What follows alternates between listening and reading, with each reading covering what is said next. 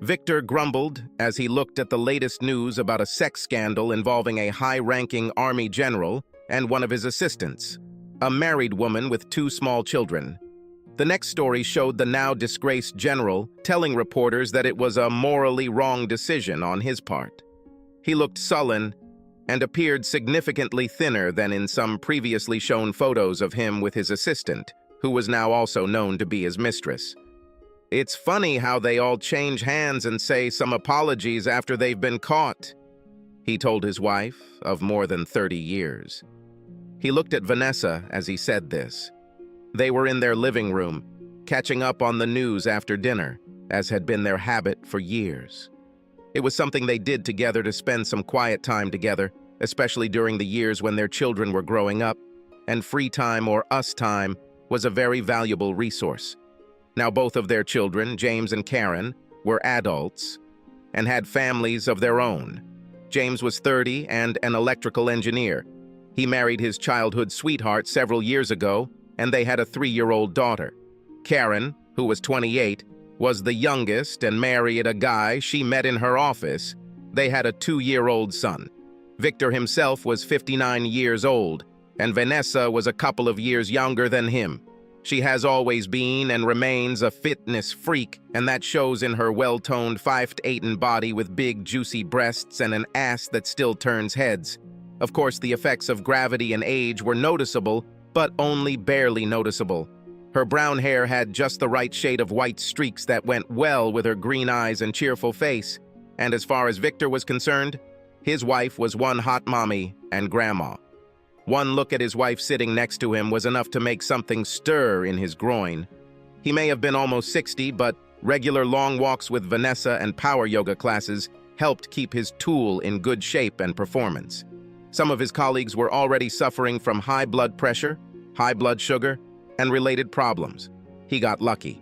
Standing 6 feet tall, with silver gray hair and blue eyes, he looked more like a successful CEO than a retired technocrat. Victor looked at Vanessa lovingly.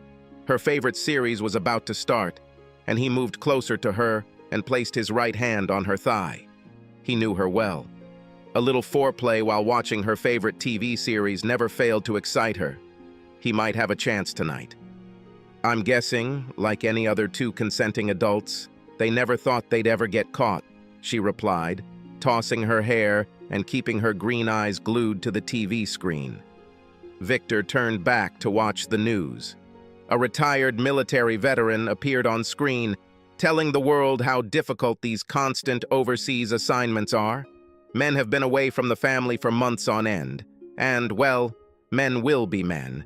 His manner and presentation style left no doubt that his assistant, who was also married like him, was his only source of entertainment on an otherwise harsh and cold front. "Do you think the absence of loved ones and loss of communication can be considered a genuine and forgivable reason for betrayal?" Victor asked. He wasn't sure, but for a moment his wife's body seemed to tense and then relax. He gently stroked her thigh and was sure that his palm felt this sudden tension, but he could not be sure of the reason. She was silent for a minute or two, as if weighing her thoughts, and then replied, "We live in a society where same-sex marriage is no longer frowned upon.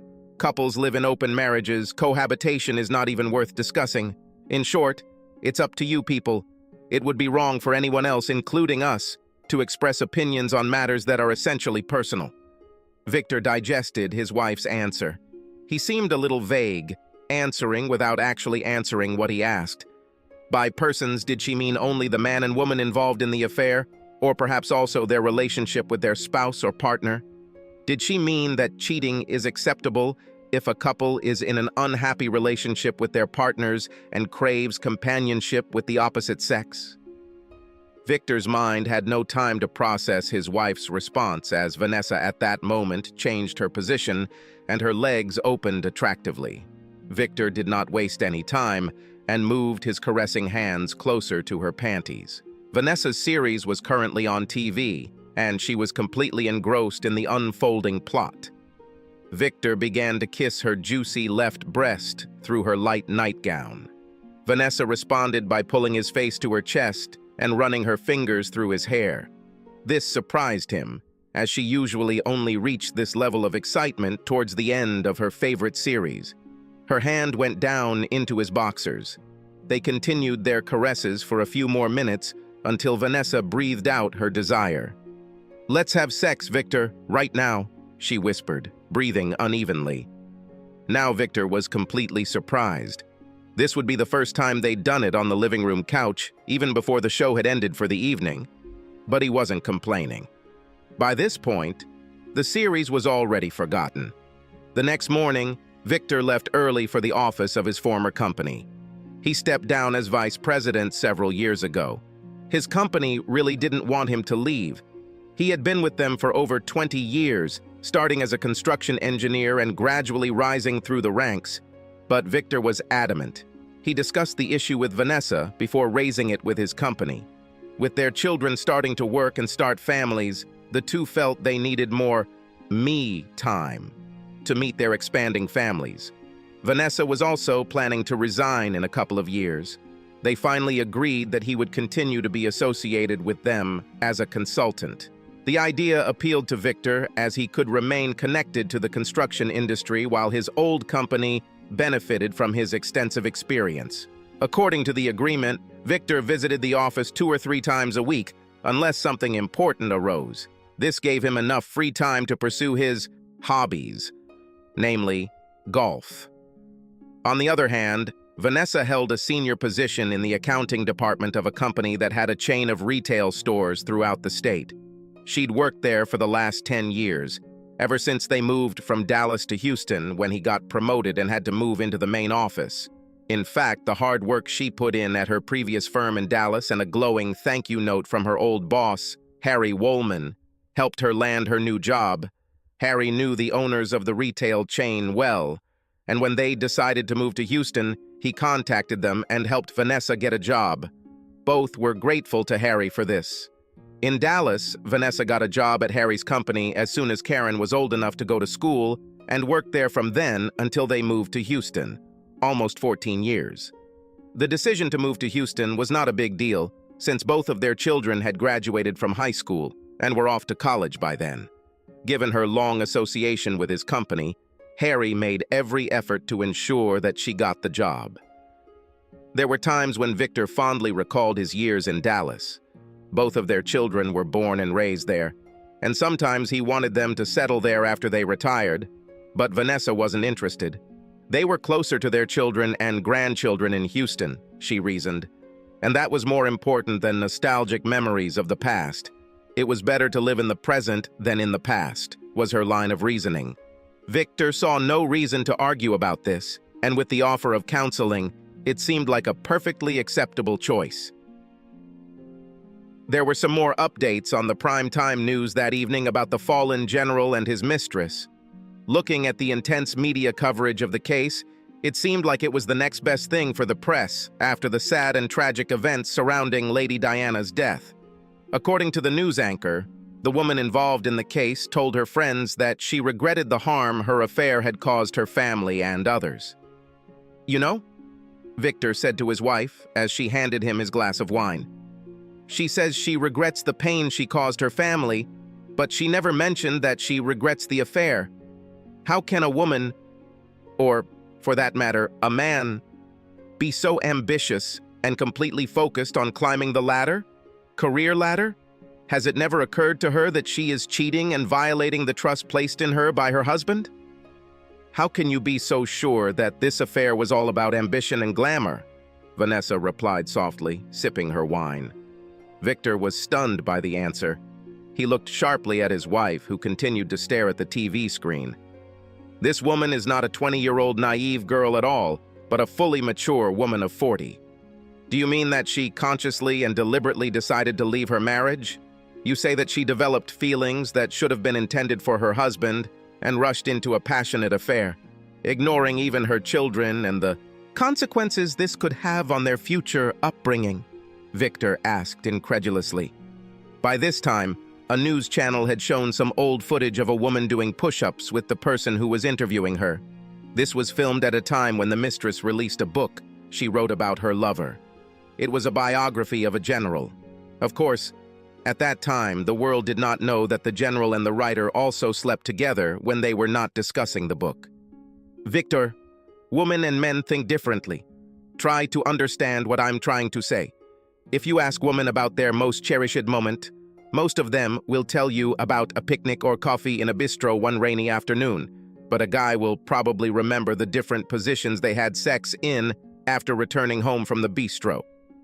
Both were silent for a while, as Victor tried to understand the gist of what his wife was trying to convey. Vanessa then continued. During the writing of the biography, they spent many months, if not years, together, and probably gradually developed a mutual connection, a coming together of two minds. And the bodies, too, Victor answered sharply. His wife seemed to justify the couple's actions in error. Vanessa pursed her lips as she heard her husband's outburst and continued to stare at the TV screen. This guy is old enough to play the role of grandfather to her young children. At the very least, he should have shown the maturity, which our leaders believed he had before appointing him to these important foreign posts, to make sure that mutual infatuation has not crossed all reasonable boundaries, Victor continued in a tone that he usually reserved for lectures to his younger colleagues. Ah, if only the heart could think and behave rationally, like the mind. It was a connection of hearts, fully realized by both, she whispered. Victor was amazed. He couldn't believe what he had just heard from his wife. The way she continued was like another episode of one of her maudlin soap operas. For the sake of her family and young children, if nothing else, I hope her husband sees her betrayal as much as you do, he replied irritably. There it is again. He was sure he felt her muscles tense at his words. She also sat up a little straighter. Perhaps he shouldn't have sounded so harsh, Victor thought. It seemed like they had unintentionally taken different sides here. He took the side of the deceived husband, while his wife took the side of the traitorous woman. Victor took the remote control and changed the channel. Over the next few days, Victor really had no time to follow the case of the fallen general and his married mistress. He and Vanessa were expecting their children and grandchildren to arrive for Thanksgiving, and Vanessa gave him a long to-do list. There were things to buy for the little ones who seemed to be in constant communication with their grandmother through their parents' cell phones. Then there was the precious china, which had to be carefully stored away in the attic. The idea was to give their grandchildren enough open space to run freely without bumping into anything expensive. Victor became so engrossed in his tasks that he decided to give up his golf game. Little did he know that his decision would change his life forever.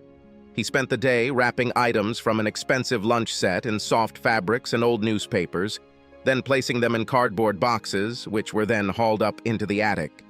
Once he finished that, he started moving some other fragile items from the living room to the garage. He didn't hear the doorbell the first time because he was busy putting things in the garage. By the time he returned to the main house, the guy from the courier service had his finger on the bell button almost continuously. Victor looked around quickly before heading towards the front door. He still had a lot to do. "Are you the Browns?" the courier boy asked indifferently, moving the chewing gum from one side of his mouth to the other. "A package for you," he continued in the same spirit, handing the paper to Victor for signature. "These kids today just have no manners," Victor muttered, slamming the door. He placed the box on the kitchen table while trying to see who the sender was. It said his name, V. Brown, and it was from a law firm in Dallas. The fact that it was sent by someone from their old town piqued his curiosity. Perhaps if he hadn't been so busy, he would have realized that the initials V. Brown could also mean Vanessa Brown. Perhaps then he would have allowed Vanessa to open the package after she returned from work. But things were not like that. Victor took a kitchen knife and cut the packing tape. The sound of Vanessa's car pulling into their driveway in the evening broke the eerie silence that had reigned in the Brown house for the past few hours. This was followed by the sound of a car door opening and closing. Moments later, Vanessa entered the house through the garage door. "Hey, honey, I'm home," she called, busy rearranging several bags she was carrying along with her laptop bag. "Well, someone was busy today," she continued in a light tone, assessing the mess in the living room. "Honey, come down to my kitchen. I'm going to make us some really hot coffee," Vanessa said, heading into the kitchen. The fact that her husband still had not responded did not seem to arouse her curiosity. "Hey, what do we have here?" he heard his wife say. Victor looked down through red, puffy eyes at the photocopied paper he held in his now nearly numb hands. Until recently, they trembled uncontrollably. Victor clutched the piece of paper in his hands as if his life depended on it. He arranged the contents of the parcel just as he found it, with a letter from his wife's lover on top. He knew that was what she was probably looking at right now. Victor put on his glasses and began to read the letter again, knowing that his wife was probably doing the same. My dear beautiful Petal, if you hold this letter in your beautiful hands and read it, let me tell you, dear, that my time in this world has come to an end, and the Lord has commanded me to be in his heavenly abode. First of all, please, please don't grieve for me. I am an old man in my 70s, or rather I am a lonely old man in my 70s and have been so since the day Martha left so many years ago. Her departure to the Lord literally took away my desire to live. As you know, she was my childhood friend, and we married when we were just 20 and 19, so she was there for me through good times and bad for almost 40 years until illness and disease slowly took her life. She knew she was leaving, and so did I, but until the very end we held on to each other like two teenagers, appreciating every moment, every precious moment we could still share, until finally it was time for her to leave. So, like I just said, please don't grieve for me. In fact, it's time to reunite with my girlfriend. My children are well settled, and even my grandchildren are now ready to fly out of the nest. So, my lovely Petal, say goodbye to me with a smile, the old man. If there is life after death, then it's time to start over and find out where my Martha is. And to you, my lovely Petal, if it had not been for your loving care and kindness in those terrible days after my Martha left me alone and helpless, like a piece of dead wood floating on the ocean tossed to and fro by the waves and currents, I would long gone. Do not argue. I know it's true, and so do you. You took me under your loving care, comforting me as a mother would comfort a grieving child. The warmth of your love and our closeness acted like a magic potion. You know, the truth is that I've always had a soft spot for you, despite the age difference. Whether it's watching you at work or how busy you are during kids' parties, I've always felt a strong affection for you. Perhaps in many ways you reminded me of my younger years when my children were at home and Martha and I were busy to the limit. Those special touches and playful whispers that you girls gossiped and laughed about at work were actually meant only for you. I only said these things to other girls to cover my tracks. It seemed to work, because when you, girls at work, were exchanging opinions, my prank always stood out, and you all laughed at it as if it were senile dementia. And then, when I was left alone in this world, I saw another side of you, caring and loving. Have you ever wondered what the symbol of femininity symbolizes? Well, let me tell you. The circle represents spirit, and the cross represents matter. And you, my dear Vanessa, are the epitome of femininity. You brought this mortally wounded soul back to life, giving it a reason to exist. If Martha is looking at me now as I write these last words to you, I'm sure she completely agrees. And the physical intimacy you shared with me, it was fantastic. You were always so lively, full of energy and pranks. Even the Playboy girls could learn a thing or two from you. In short, you are the epitome of femininity, in spirit, in mind, and definitely in body too. May the Lord fill every minute and second of your life with happiness and good health. You love children, and I hope the Lord will give you many more cute babies. Well, beautiful Petal, I take great pains to express my eternal gratitude to you. Let me get to the main reasons why I am writing this letter. You may have already guessed the first reason by looking at the stack of photographs and CDs attached to this letter in the parcel. Yes, you guessed right. These are memories of our communication. I apologize for this voyeuristic side of me, but you know me so well that you probably already knew about it, although you never said it. Well, I had cameras strategically placed in my office and home. But rest assured, I have never shared these memories of our interaction with anyone, not even with some of the women with whom I shared friendship. This is also at your request, and you know about all of them. With my end approaching, I couldn't bring myself to burn them, so I'm sending them to you. Please keep them close to your heart forever, just like I do. And now about another reason. Honey, my lawyers will be contacting you shortly regarding the $2 million check made out to you. Do you remember our 2-day trip to Miami? We set out to sea from the port and lived completely naked under the open blue sky. This is one trip I regret not taking my trail camera with. We snorkeled naked, then spent a lazy afternoon making love on the open deck. Then we cooked dinner, got drunk, and made love again in the living area. These were great moments we shared together. You may also remember that on the last day we visited an art gallery and you chose a few paintings. Well, my lovely petal, they are now valued at about a couple of $1 million, and I don't think I should pass them on to any of my children. I have instructed my lawyers to sell them at a fair price and send all the proceeds to you. If you wish, you can send your bank details to my lawyer and he will transfer them to your account electronically. Well, it seems I said everything I wanted. My dear lovely petal, I wish you all the best in life again. Take care of yourself. Forever indebted to you, Peachy. The letter slipped from his lifeless fingers and landed at his feet. The letter left little to the imagination. His wife had an affair with her boss in Dallas for over 30 years, and he never even suspected that anything was wrong. An incident from the distant past came to mind. Harry and Martha were partygoers and threw them often. Like all previous parties, this one was also at the highest level. It was late, and he started looking for his wife, as she had been drinking a lot, and he didn't want to get in trouble while driving home. She was not in the living room or kitchen. He walked out onto the patio and stopped. His wife was with her boss, in one dark corner of the patio. Harry put his arm around her waist and pulled her towards him. He leaned towards her and seemed to whisper in her ear.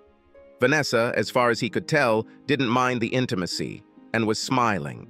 Since it was dark and they were a little out of the way, he wasn't sure, but it seemed like Harry's hips were moving as if he was dryly fucking his wife. He didn't like it at all. His foot must have hit something because upon hearing the sound, Harry immediately retreated a fair distance away. Victor approached them and spoke as if he had not noticed anything. His wife, he noticed, was blushing, and it was definitely not from the drink. Later in the car, he let her know that he thought he had seen it and asked her for confirmation. Although she didn't directly deny anything, she brushed off his suspicions by saying that Harry was cavalier with almost all the girls, especially after a couple of drinks. With all due respect to Martha, one look at her is enough to understand why he behaves like that at parties. His wife said that night with a mischievous smile. Either way, she assured him that she could handle it. They had a wonderful time in bed that night, and by the next morning, all of Victor's doubts were forgotten, at least until now. Victor remembered Martha. She always wore her hair short and probably looked a lot like the wife of that general who had been in the news lately for reasons other than military victories. His service certainly didn't involve taking down foreign terrorists, but he certainly accomplished something much juicier. The same way Harry won his wife. He picked up his smartphone and began scrolling through the photos he had scanned and downloaded onto his laptop as well as his cell phone. The photographs showed them having sex in the office. Harry usually took off his trousers and boxers in his office for their quick lunch meetings, as shown by the time on the wall clock. In one photo, Harry leaned back in his office chair while his wife played between his legs. He closed his eyes while Vanessa seemed to look at him with a fascinated expression. Another photo showed her with her blouse and bra pulled up. The next photo disgusted him. His wife was, again, without her top. Her face was sticky. They both laughed. When he touched the screen of his smartphone to enlarge the image, he noticed a date on the table. This was about 6 months after Martha's death and a year before they moved to Houston. Martha was diagnosed with liver cancer. The excess partying had finally taken its toll on her. The diagnosis was made too late, and the cancer was at an advanced stage. She died 6 months later. Her death changed Harry. As far as Victor could remember, they didn't attend any more parties at his house after that, but by then he had already begun an affair with his wife. He really no longer needed to throw parties to dryly have his wife. They continued to have sex with each other for almost a year, and he didn't even know it. He felt his chest tighten and bile rise to his throat. He was a cuckold, just like that doctor in the story of the fall of the general. What does the general's wife think now? Victor thought. She was humiliated in front of the public by the very man for whose family she selflessly sacrificed everything. For more than 30 years, she stood like a shadow behind him, supporting him in accepting the most difficult assignments on behalf of the country, fully aware of the difficulties that she and their family would have to face. What is she thinking about now? He repeated to himself, as if the answer to his pain and humiliation lay in her thoughts and actions. She was the same age as him, and at their age one expects a simple life after retirement, grandchildren, and watching the sun set in the west in the company of his partner. The last thing he thought about was betrayal by his husband and its consequences, his pain and humiliation. The general's wife selflessly served her family, and this was reflected in her appearance. She certainly couldn't compete with the mother of 2 young children, who was probably enjoying the postpartum glow and beauty that comes with having a baby. And the cuckold, what does he think? He thought that his wife was traveling around the world to put the finishing touches on the biography of one of their nation's greatest soldiers. But now it seems that she has also been pinned down by him in various places and locations around the world. He chuckled to himself, realizing that he was not alone in his hour of deception and pain. Before he could decide to go to the bathroom, he heard soft footsteps approaching his office. He wiped away his tears and tried to suppress the urge to vomit. He might be a cuckold, but he wasn't going to let his cheating wife see the humiliation on his face. He put on his glasses and bravely turned to the door of his office. The door opened quietly and Vanessa walked in, as if on tiptoe. She stood silently looking at him. Victor stared back, trying his best not to blink or shed a tear. The bile was still somewhere in his mouth. He could smell her bitter scent. He took a deep breath and counted down to 10 before speaking. The package was addressed to V. Brown and was from Dallas, so I mistakenly assumed it was for me, he said as firmly as he could.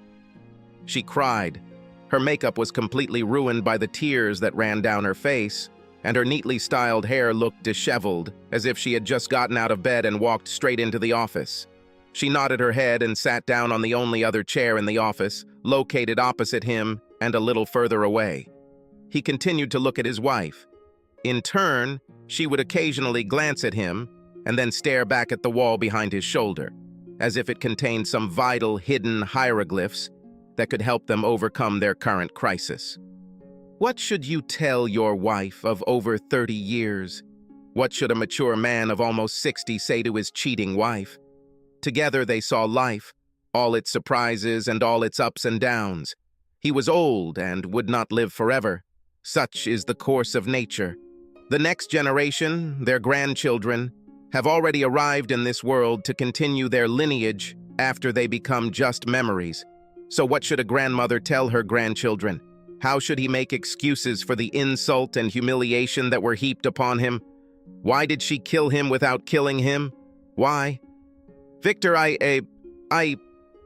this may sound corny, but it's not what you think, she began nervously, and then stopped because her words failed her. Not what I think? Is that all she has in defense? 8 years later, a mature 40-something woman is cheating on her husband, her family, and her commitments.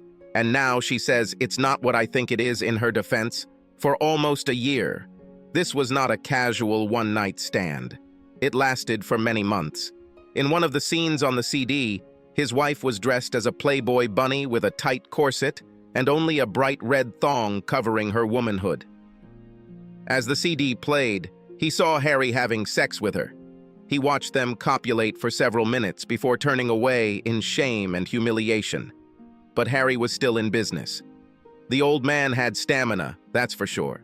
Victor had never felt so bad and humiliated, and perhaps it showed on his face because he could see his wife cringing and moving back in her chair, guilty of something he had never suspected before. At least that doctor on the news didn't have a CD to watch his wife having sex with the general, he thought bitterly. Images of his wife dressed like a Playboy bunny, her eyes wide with pleasure, and her big, luscious breasts just wouldn't go away in his mind. There were other clips, no less erotic. The old man had really good recording techniques. He wondered if the general had also made CDs of his mistress in various locations around the world. This was not intentional or planned. After Martha died, we noticed at work that Harry had lost control of himself. His death devastated him. Vanessa began, in her second attempt, to start a reasonable dialogue between them. Victor nodded in agreement. He knew this, as did many others who knew Harry. Everything happened so quickly. 6 months after the diagnosis, Martha left. During those 6 months, Harry changed doctors, sent her to bigger and better medical schools. But even the best of doctors could not prevent the inevitable. He remembered Vanessa telling him how they would leave some documents on the table for him, and when they would return later, they would find them untouched, and Harry would just sit there, staring at his laptop screen. At their insistence, he visited doctors who prescribed him some sedatives. It was as if he had lost the will to live. The medications prescribed by the doctors helped. He began to show interest again. At the same time, we at work also tried to be around him as often as possible. The idea was to keep his mind busy with work issues so that he wouldn't have time to start thinking about his loss. But it soon became apparent that while he acknowledged our concern for him and certainly did his best, he simply wasn't there for us. The problem was that, as head of the business, Harry was also our chief negotiator. He was good at it, but now it seemed that he was losing his skill. Like I said, he just seemed like he wasn't here, Vanessa said. Victor looked at his wife's unkempt face. Everything she had just said was generally known to him in those days, but he could not understand how it related to her betrayal.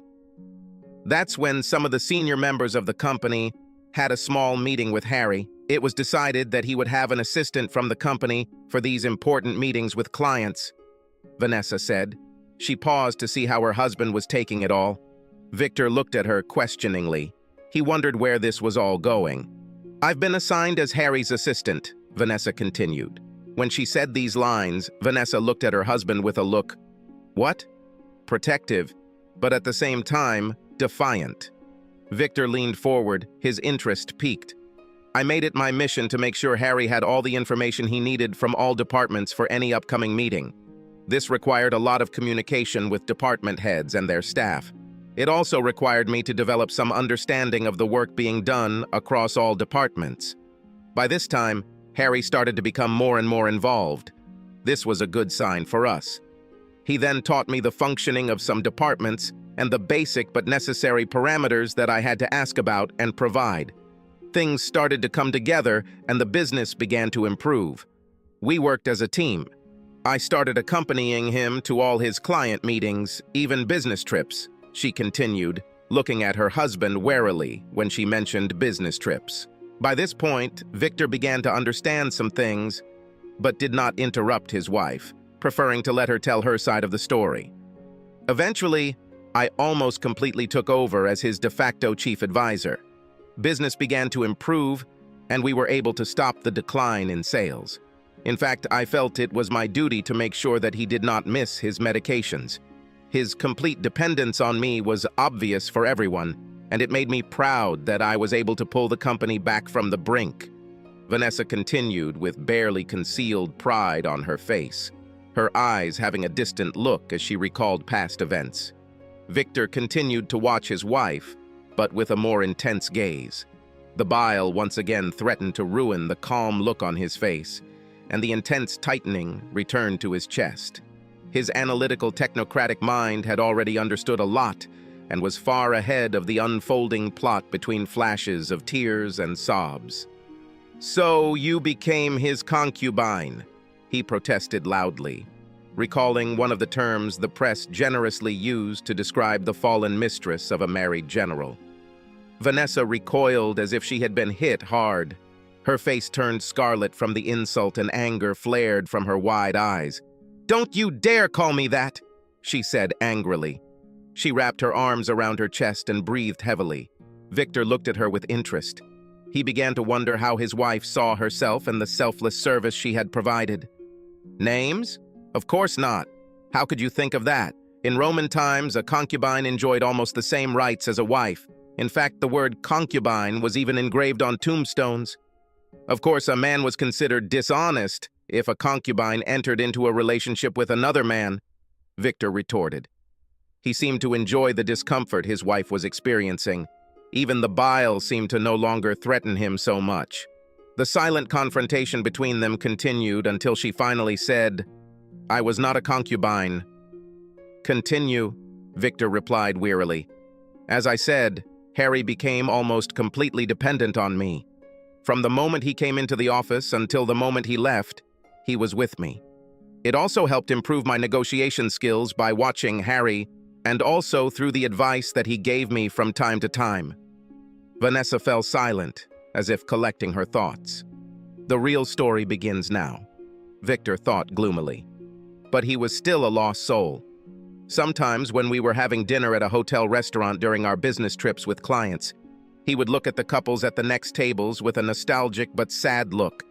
And then one day, when we were slow dancing and getting close, he pressed himself against me. I realized that he was excited. I looked at him with embarrassment and realized that he was looking at a very cute couple on the dance floor. There was silence for a moment. Victor saw that his wife was gathering the strength to continue. "Continue," he said dryly. "Well, when we got back to my room, I invited him over for one last cocktail, and that's how it all started," she finished, once again refusing to meet her husband's gaze. By this point, the feeling of betrayal and humiliation had given way to anger. If what he heard was true, then it was at that moment that their connection began. They were definitely in no hurry to move on to sex, Victor thought, looking at his wife. As he remembered, the general and his mistress also sang a similar song that nothing happened during their travels together, but everything began when everyone returned to their homes. "So you two had sex? No, let's just say made love. That night for the first time," Victor said, heavy sarcasm evident in his voice. "No, no, Victor, I didn't make love to Harry. Lord knows the only person I love is you and only you," she objected. It was healing of mind and body. Victor began to feel uncomfortable. The way his wife responded made him feel like he had never really known his wife in over 30 years. They say that a man can never truly know a woman completely. Only now did he begin to understand the full meaning of this. What he realized that she was going to tell him next was that they slept together that night, and it was, to say the least, having sex.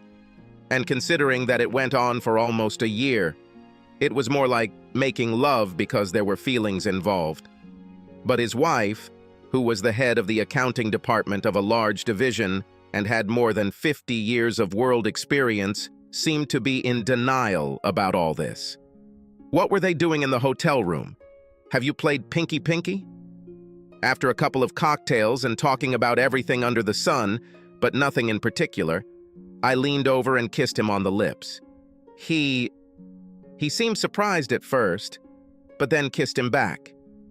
After some kissing and caressing, I unbuttoned my blouse and I let it fall to the floor along with my bra.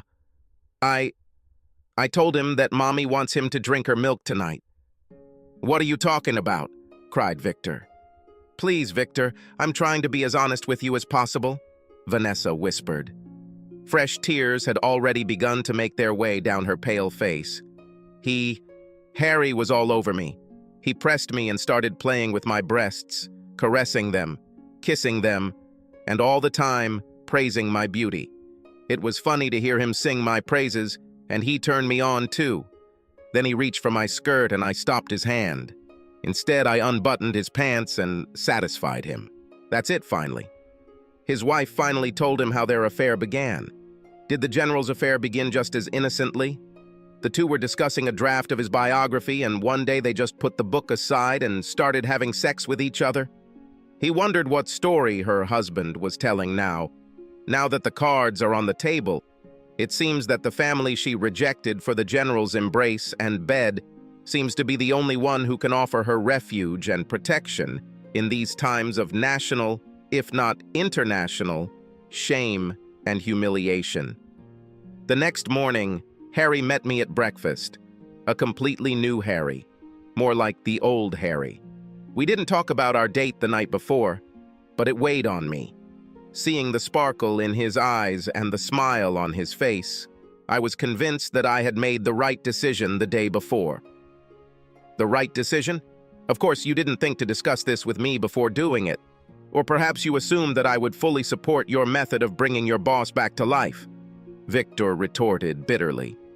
Vanessa looked at her husband in surprise before continuing. The next few days in the office were uneventful. Harry had changed for the better, and I was happy. We continued to work closely and have lunch together in his office. Then one day when I walked into his office, he asked me to lock the door and come up. When I approached him, I saw that he had taken off his trousers and underpants. He was sitting naked. He looked at me with that look in his eyes that he had that evening in the restaurant. I discovered I would unbutton my blouse and kneel in front of him. It became almost a daily routine.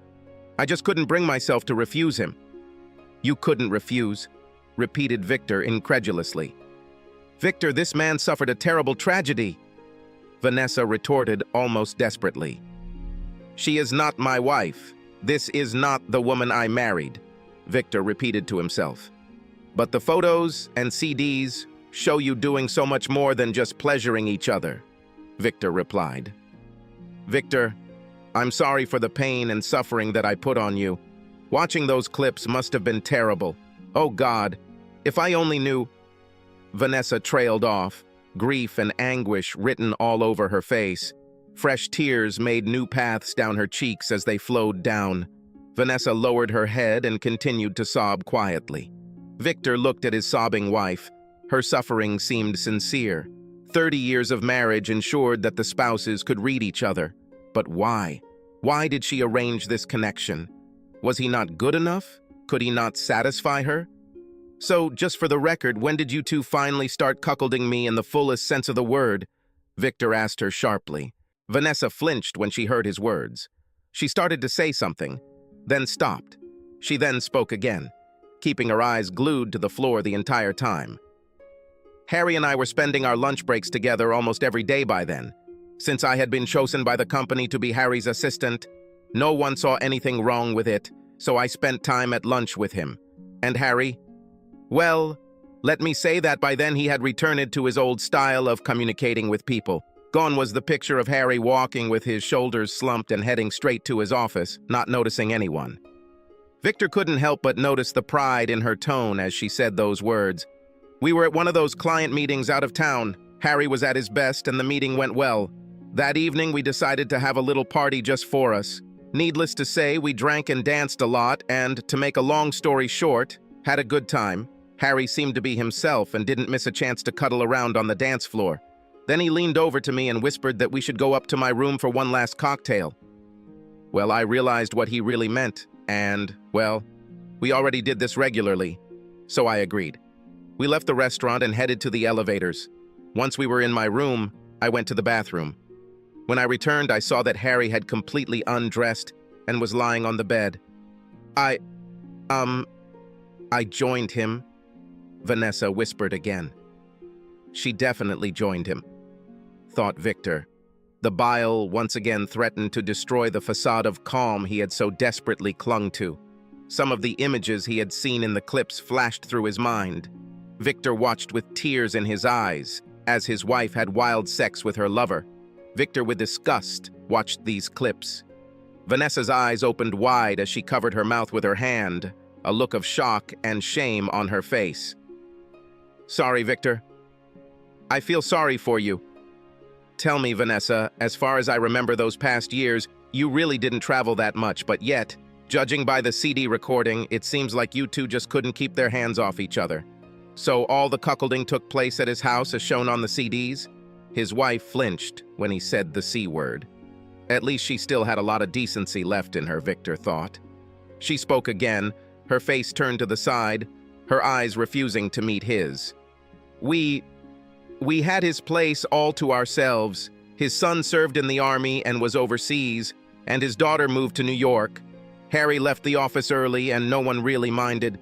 Then I left early too, with some papers that Harry would look on the way home. Since I was his appointed assistant, this did not raise any suspicions, Vanessa replied, speaking the last few words in a quiet whisper. Yes, you're right. It definitely didn't occur to me to ask you why you stopped at his house so often on the way home. You're right. It definitely didn't occur to me to ask why you stopped at his house so often on the way back. And then I moved to Houston, and the way was open for you to cheat on me freely. How naive of me, Victor replied sharply. Vanessa did not look in his direction, although her flushed face and labored breathing clearly showed that he crossed the interrogation, and the answers confused her. Vanessa didn't answer. Instead, she continued to look at her hands in her lap. Victor struggled with his feelings and then asked, "Why did you do that?" "We were losing him. After Martha died, it seemed that he had lost the will to live. He was lost and alone, like a lamb lost in the forest." "Tell me, Victor, is it bad to save someone from death?" "You're a married woman and you slept with your boss," Victor retorted sharply. He didn't seem to know his wife at all.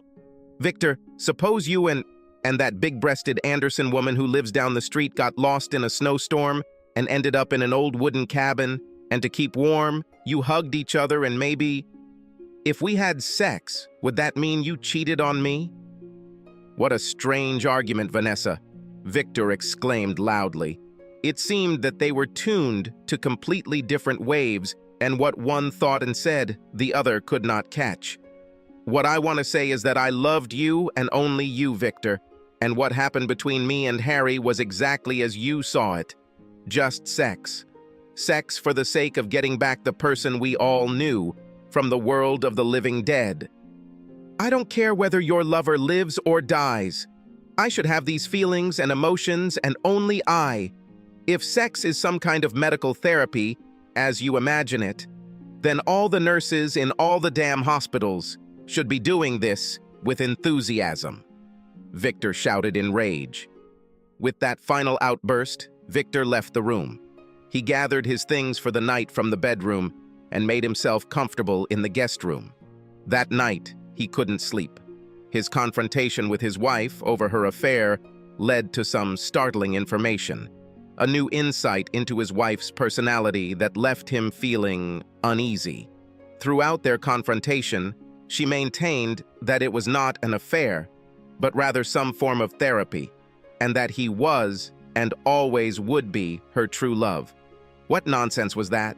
Or is this a new way to justify your relationship? I wonder if the general's mistress said similar things to her deceived husband. What could she say? That she felt sorry for the lonely general, so far from her family. And what if she hadn't opened her legs for him? The free world would have lost one of its best defenders? Would the deceived doctor believe her? Why should he? After all, the skeletons only came out of the closet when a government agency accidentally stumbled upon their well-hidden secret while investigating another case. Besides, the general and his married mistress came out quite clean. Also, if he had not opened the courier package, he would never have known about his wife's relationship with her boss. Even the best-laid plans of mice and men often go awry, Victor thought bitterly. Vanessa knocked on the guest room door and asked if he had taken his medications. Victor snorted and turned his back to the door, not bothering to answer. She may have considered herself an expert in therapy, but he didn't need her to remind him. Vanessa knocked on the door a couple more times, and then everything went quiet. Victor felt a drop of guilt. His wife always kept track of his medications, and a small voice inside him reproached him for such childish behavior. Thank God the children had all grown up and flown the nest. Perhaps that was one of the last thoughts swirling through his shaken mind before sleep finally overcame him. They spent the next couple of days trying to avoid each other. Victor was still trying to fully process the fact that his wife had cheated on him. What was even more annoying was that she really didn't see anything wrong with it.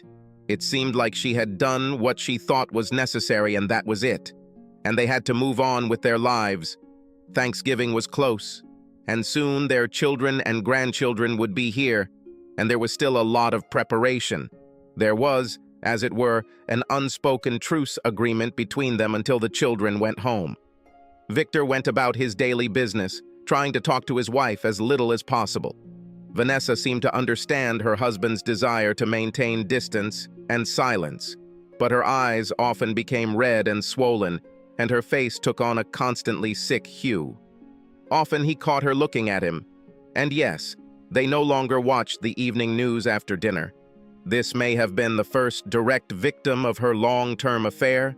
It didn't escape his wife's notice either, because after dinner he was now heading straight to the guest room, while Vanessa remained in the kitchen for a long time afterwards, drink in hand. He wondered how things were going for the deceived doctor and his cheating wife. Is he also sleeping in the guest room now that the whole world knows that the general has taken his side of the bed for himself? The day before the children arrived, Vanessa begged Victor to return to the master bedroom. Victor initially refused, but then later gave in. He saw no reason to demonstrate his humiliation and betrayal in front of his grown children and their spouses. Nothing good will come of this. Finally, the children arrived home, and for a while all the sorrows were forgotten or put aside. He hadn't seen his children for almost 6 months, and it was nice to see them again. It was even better to hear and see the grandchildren running around the house. Karen was the first to notice the changes in her mother. It's amazing how girls can pick up on even the smallest changes in behavior and mannerisms. "Mom, you seem out of sorts. I hope you get regular checkups," she said with concern in her voice. Karen has always had a caring side to her nature. Trust her to notice the hidden currents of raw emotion. "Hey, Dad. I hope you and Mom weren't fighting over something stupid like little kids," she continued. This was said in a light tone, but Vanessa sat up straight and stared at her daughter's back. She had the look of a deer caught in headlights. "Hey, look, it's that cuckold and the general's concubine," James suddenly shouted. All this time he was glued to the TV, not paying attention to what his sister was saying. Now it was Victor's turn to be shocked. Until that moment, no one else in the house had used the word cuckold except him. Hearing his own son shout, it made him lose his composure for a moment. Victor turned quickly to see his son watching the news on TV. The news channel showed the cheated doctor and his cheating wife walking together on a gravel path outside their friend's house, where they planned to spend the Thanksgiving holiday. The woman put on dark glasses and turned up the collar of her coat, apparently to protect herself from the cold wind and unwanted cameras. Victor remembered seeing her earlier on the same TV channel in more fashionable outfits. The fine lines around her mouth were clearly visible. Cheating is one thing, but being caught cheating by the world's media is a completely different matter. Victor looked at his wife furtively. She stood in the same place where he saw her a few seconds ago. She seemed to be paralyzed from head to toe. The deathly pale face returned, as did the pain in his chest. The painful memories of the past few days and the cruel images of his wife's betrayal in the photographs and CDs sent by her lover as a final gift flashed back before his eyes. Why? Why the hell? Why did she cheat on her family after taking her marriage vows and entering into family life? Didn't she understand that her life no longer belonged to her alone, just as his life no longer belonged to him alone? Why? Goddamn it. But she did not seem to be a unique woman. This woman on the news definitely belonged to her club. Her husband looked so different from the devil general. The deceived man was a professional, a doctor by profession, a lifesaver, and it showed in his manner. It was a shame that his wife chose soldiers, one of whom had just caused collateral damage to her family, forever changing the sweet innocence of 2 young children who didn't even realize how adults were playing with their lives. "Oh, these kids are so cute," Karen exclaimed, her maternal instincts once again at play. One look at this homely cuckold and the whole world can understand why his wife replaced him with a brave general, said James, completely engrossed in the news. "Come on, James. We don't know the whole story, do we?" Perhaps she felt that the general, entrusted by the free world with the task of spreading their ideas and thoughts to an undeveloped and wild part of the world, needed the support of a friend, a good friend, since he was so far away from his family and loved ones. Perhaps some would say that the doctor shouldn't worry about it and continue living his so-called happy life, Victor countered, carefully watching his wife at the same time. My lucky leg. The doctor has been humiliated enough. The woman is very ambitious, and I'm sure this is not the first or last time she will spread her legs to achieve what she wants. If the doctor is smart enough, he will cut his losses as soon as possible and move on. Of course, he should also take the children with him because the woman has not an ounce of kindness in her soul. The doctor took care of his children and served his patients while his wife had sex with her lover all over the world. No, Lord, she is bad woman, and he needs to cut her out of his life as soon as the media frenzy dies down. But first of all, he needs to test the DNA of his children. James finished decisively. My thoughts are exactly the same, Victor thought. He then looked briefly at his wife. She still stood frozen, holding on to the back of the chair in front of her, as if her life depended on it. She may have been startled by her son's sudden outburst of emotion. The pupils of her eyes jumped from one family member to another and back again. She may have developed feelings for the general over a long period of association that lasted for years. There is no doubt that she is a very strong and ambitious woman, as can be seen from her school and West Point records, which the press has so kindly dug up for their dear readers. Perhaps, as their communication with the general continued, she saw her ideal man in him, Karen reasoned.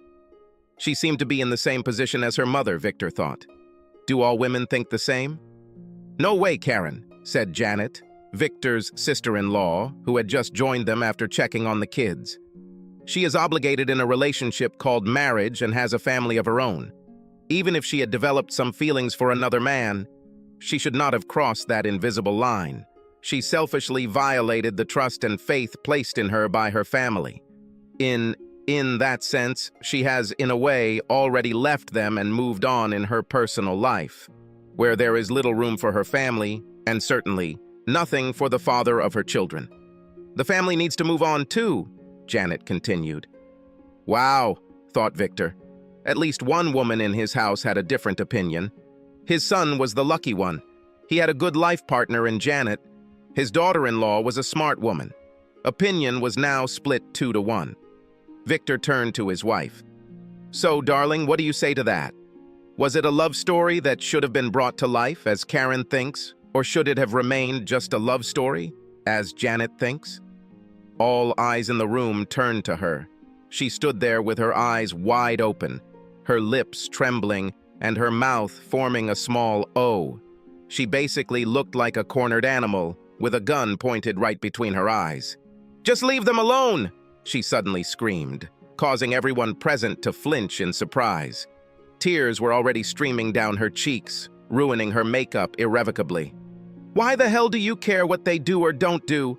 She continued in a trembling voice. She was also visibly shaking, the dim light in the room casting strange shadows on her face. Mother! Exclaimed Karen with alarm. She was about to approach her mother, but Vanessa stopped her with an outstretched hand and then quickly walked away, leaving everyone in amazement. Karen's husband, Dave, came in from the patio. He was talking on his cell phone the whole time and missed the family drama. Hey, I heard loud voices. What happened? He asked curiously. Nothing, Dave. I hope nothing, Karen replied softly, still looking at the door her mother had just left through. Now her maternal instincts were fully activated, and she felt that something was wrong. She then turned to look at her father with an unspoken question in her eyes. Victor assumed a neutral expression and shrugged. The next day, no one talked about the general and his concubine or the near-nervous breakdown that Vanessa seemed to have suffered. The children and their spouses, as well as the grandchildren, said goodbye. And by late evening, Victor and Vanessa were left alone. In another time, they might have found themselves in the bathroom, completely naked and sharing a glass of wine. But now, there was nothing in common. except even more awkward questions and even more denials. Vanessa's eyes were puffy and red, and she seemed to have lost some weight in the last 2 weeks since the courier package arrived. But her behavior continued to be a mystery to Victor.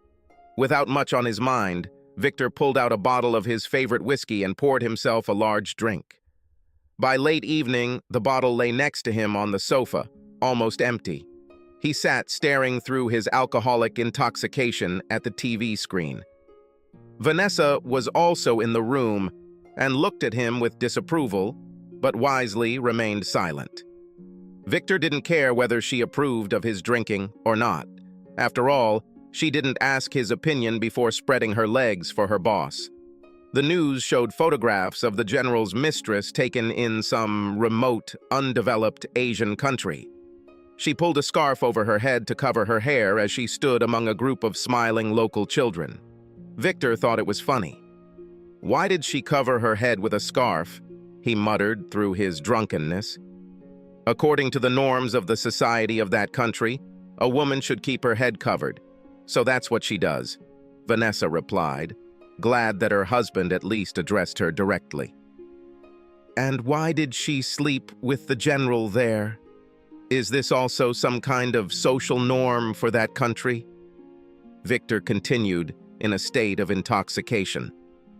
I wish I knew the answers to all your questions, Vanessa whispered after a thoughtful pause.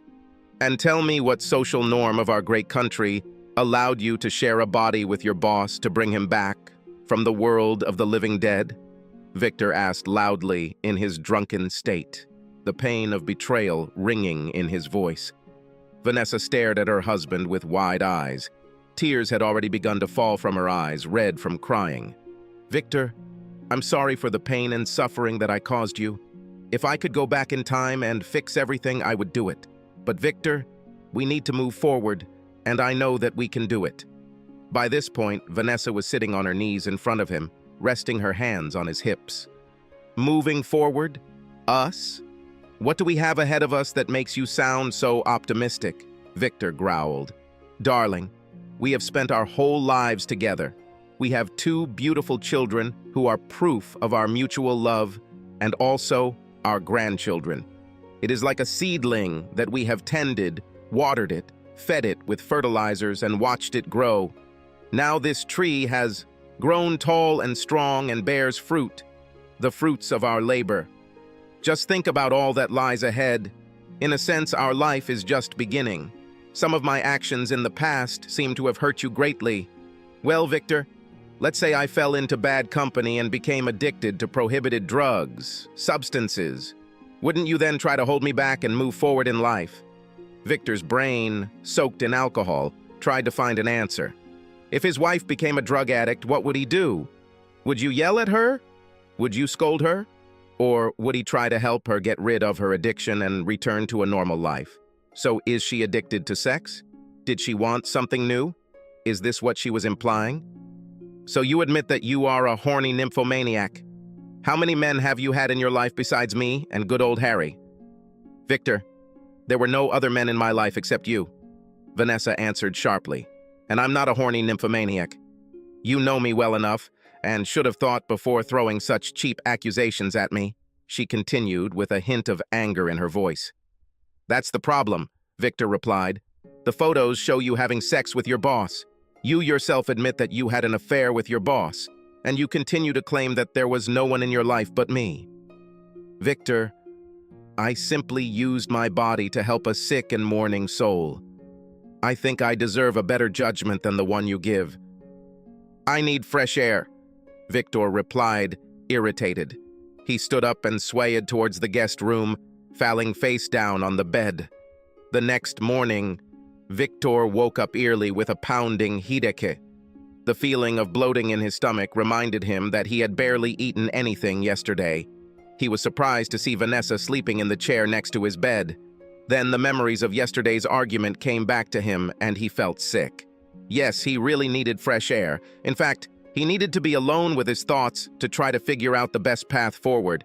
He looked again at the sleeping figure of his wife. An empty glass on the table next to her chair meant that she would sleep for a while longer. Victor quickly gathered a few things and other necessities into a sports bag and quietly left the house. He decided that he would spend a few days at their lake house. He deserved a break. He left a note in the kitchen for Vanessa telling her where he would be. Subscribe to our channel so that your second chaff doesn't cheat on you, and go ahead and listen to the next story, because this story is nothing compared to the next one. If you're under 18, don't even think about listening to the next one.